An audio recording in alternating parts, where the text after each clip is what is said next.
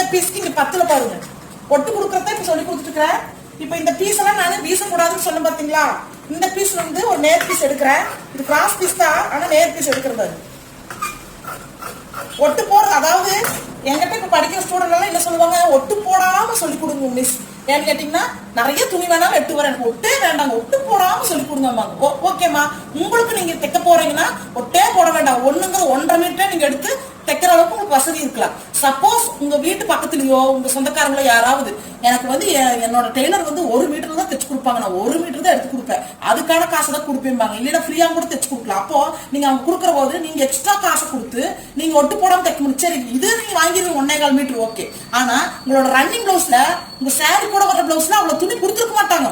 ஒரே colour sorry அப்படின்னா நீங்க அதுல இருந்து கொஞ்சம் எடுத்துக்கலாம். அப்போ நம்ம சுத்துக்கு பிளீட்ஸ் பத்தாது, அப்போ உள்ள ஒரு குத்து துணி கொடுக்கணும். அப்போ நம்ம எப்பவுமே ஒட்டு போட்டு பழகிறதா நல்ல டெய்லருக்கு ஒரு